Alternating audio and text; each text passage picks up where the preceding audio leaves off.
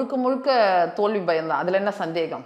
அதாவது மக்கள் முன்னாடி தோத்து தலை குனிஞ்சு நிக்கிற ஒரு முதலமைச்சரா இருக்காரு. அவர் போற இடங்கள்லாம் ஒவ்வொரு இடத்துல என்ன சொல்வாருன்னா, தமிழ்நாட்டு மக்களை தலைகுனிய விட மாட்டேன்னுவாரு. ஆனா தமிழ்நாட்டு மக்களையும் தலைகுனிய விடுவாரு.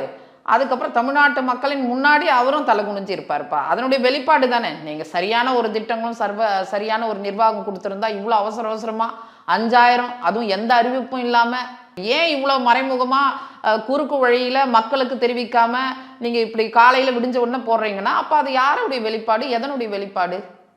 உங்களுக்கு தோல்வி பயம் தானே. இது இது ஓட்டை வேட்டையாடணும். அந்த ஓட்டை வேட்டையாடுறது பல யுத்திகளை கையாண்டாங்க. அது இடைத்தேர்தலாக இருக்கட்டும், பார்லிமெண்ட் எலெக்ஷனாக இருக்கட்டும், இல்லை சட்டமன்ற எலெக்ஷனாக இருக்கட்டும், ஒவ்வொரு நேரத்தில் பொய் வாக்குறுதிகளை தாண்டி கவர்ச்சியான விஷயங்கள் எல்லாத்தையும் அவங்க சொல்லி பட்டிகளை அடைச்சி தான் ஓட்டை வேட்டையாடினாங்க. இன்னைக்கு என்ன பண்ணுறாங்கன்னா, ஏழை எளிய மக்களை 5000 கொடுத்து கண்கட்டு வித்தை நடத்தலான்னு பார்க்குறாங்க. ஏன்னா 5000 போட்டால் ஸ்டாலின் வந்தால் உடனே 5000 போட்டுவாருன்னு ஒரு மாய பிம்பத்தை உருவாக்கணும்னு இப்படி ஒரு அதான் நான் ஏற்கனவே சொன்னேன், அந்த குறுக்கு புத்தி தான். சரியான வழியில் அவங்க எப்பவுமே போக மாட்டாங்கப்பா. நீ எந்த செயலை எடுத்தாலுமே சரியான ஒரு பாதையை அவங்க தேர்ந்தெடுக்க மாட்டாங்க. அது ஆரம்பம் முதலே ஒரு குறுக்கு வழி தான்.